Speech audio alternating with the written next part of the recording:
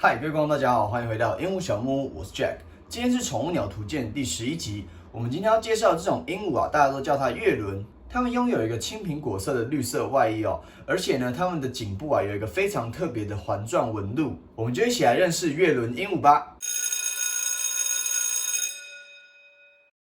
我们常讲的月轮鹦鹉就是所谓的红领绿鹦鹉，有些人也会称它为玫瑰环鹦鹉。它们拥有一个红色的嘴喙，而它们的体长差不多38到42公分左右。那健康的月轮鹦鹉的体重差不多落在100公克左右。它们的分布地区约落在非洲、印度这些地方，以及中国东南部、东南亚一带都有可能看到它们的踪迹。它们的适应能力强，分布范围非常广。现在几乎全世界都有可能看到它们的踪迹了。西元前200年左右，月轮鹦鹉因为它们的说话能力非常好，所以在当时啊，早就被一些宗教的领袖当作一种神鸟一般的奉待了。在早期，印度的贵族才有办法用非常高级的笼子来饲养它们。不过啊，到了现代，月轮鹦鹉已经成为英国、加州这些地方的农业害鸟。跟和尚鹦鹉一样，它们非常强的适应力，因为人类啊引进到各个国家之后，常常大量的造成农损，很多地方甚至都有法律明文禁止饲养月轮鹦鹉哦。而为什么中国的东南部、东南亚这些地方会有月轮鹦鹉的出现呢？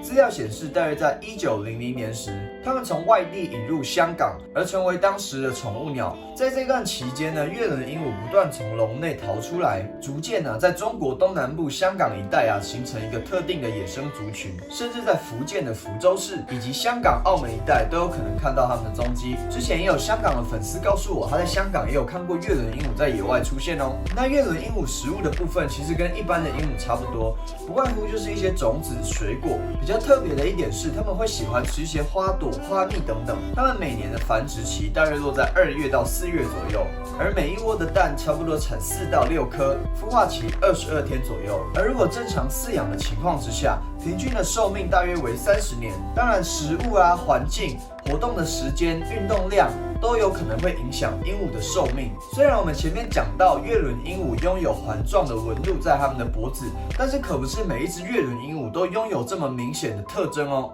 月轮鹦鹉啊，它们是少数可以从外表分辨它们性别的种类。大约在1岁半到3岁之间这段期间，公的月轮鹦鹉会慢慢出现一个环状的斑纹在它们的脖子上，而这个花纹是呈现有点黑色的，像一个项链一样。而在3岁成鸟之后啊，它们黑色颈圈的周围有可能会出现橘红色、蓝色的形态，但是母鸟跟亚雏鸟就比较没有那么明显哦。它们的颈部只会出现白色的颈圈或者是非常淡色的颈圈，跟公鸟相比啊，它们的特征就非常不明显。除了白色的月轮之外，其他的月轮都很好从外表来分辨它们的公母，而白色的月轮就比较建议使用 DNA 检验的方式会比较精确哦。公母鸟相较之下，公鸟会比母鸟来的胆小，但是它们的表演细胞啊，还有它们的歌声方面就比母鸟来的强哦。而母鸟则是成熟之后呢，它比较会有地盘性。月轮鹦鹉它们是属于母系社会的鸟，在繁殖上面母鸟会呈现比较强势的。如果在配对上面要特别注意公鸟是否会被母鸟攻击致死。常在脸书上面看到有人在问，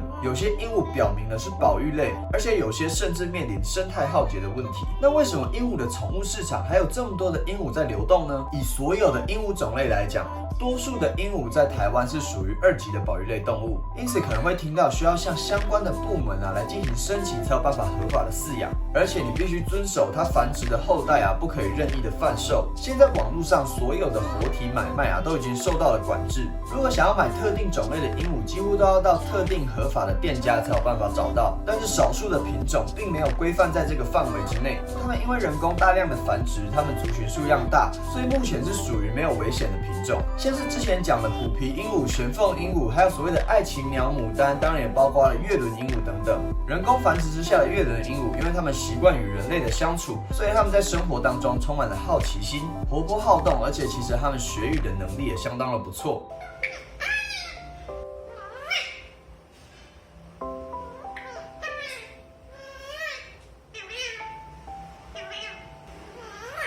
接下来我们来谈一谈月轮鹦鹉的颜色。最常见的月轮鹦鹉，它的颜色是呈现绿色的，而其次是蓝色。而蓝色的月轮鹦鹉其实就是绿色月轮鹦鹉的变种。在鹦鹉里面的黄化品种，其实就是哺乳类动物里面的白化。鸟类它跟哺乳类动物不同，它们没有办法产生单纯的纯色基因。跟白子其实是不一样的哦。所谓的白子，它们的眼睛呈现红色的，它们是完全的缺乏黑色素，因而产生白子这个现象。那回到我们刚刚讲的白化。白化的鹦鹉啊，它其实在野外是会出现的，但是它们的数量比较少。所谓的白化品种，它们的眼睛是黑色的。以月轮鹦鹉来讲，它们的白化呢，其实就是蓝色月轮鹦鹉的黄化而来。单纯的白化并不会造成鹦鹉身体的影响，有可能是缺乏或者是部分缺乏黑色素。而所谓的白化品种，它有可能在不同状态或者是后代的繁殖之下会出现黑色素。它们在野外这种白色的物种，除了更容易被掠食者发现之外，其实没有什么其他的缺点。如果你是养鹦鹉的新手的话，它们都有大声鸣叫、喜欢啃咬的这些特性。在饲养之前，可以先思考，或者是与家人、邻居先讨论之后，再把月轮鹦鹉带回家。而且每天最好有2到3个小时的放风时间。平常没有陪伴的时间呢，也要在笼内准备大量多样化的玩具，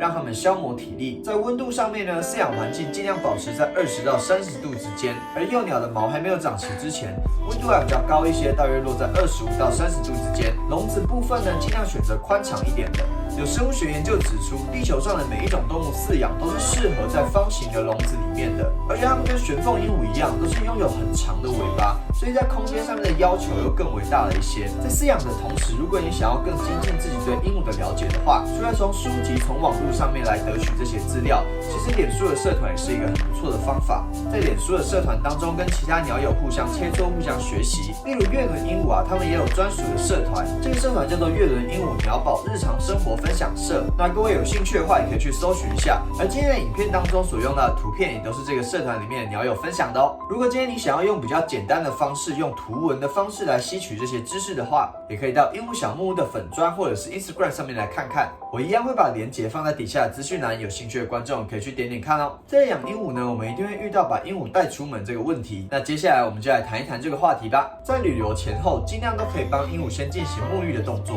一般来说，如果是短时间的出门，像去公园之类的，其实你不需要准备太多水跟食物。但是如果今天出去的时间比较长，整天的话，那我就会请你准备一些饮用水让鸟宝饮用咯。而带鸟宝出门的容器，外出笼它就是属于比较安全、比较耐啃咬的一种用品。它跟外出袋相比，它比较不会因为外在的力量而改变了这个外出笼的形状，对里面的鸟宝来说是相对比较安全的。很多鹦鹉在外出的时候接触到新环境，看到的陌生人，它会感到害怕、紧张。加上鸟类它们是属于非常胆小的物种，一旦遇到惊吓就有可能展翅高飞。对于从来没有带鸟宝出门过的饲主来说，建议你先带它们到离家比较近的公园，这些有树荫有草地的地方，这样子的环境对鸟宝来说是比较容易适应的。鹦鹉对室外环境比较熟悉之后啊，就可以慢慢带它们到路上走走，因为它们对人类的社会环境比较习惯，所以它们在看到人的时候比较不会因为吓到惊吓而起飞。那当然，它如果出笼的时候外出绳是一定要的。相信大家在养鹦鹉的过程当中，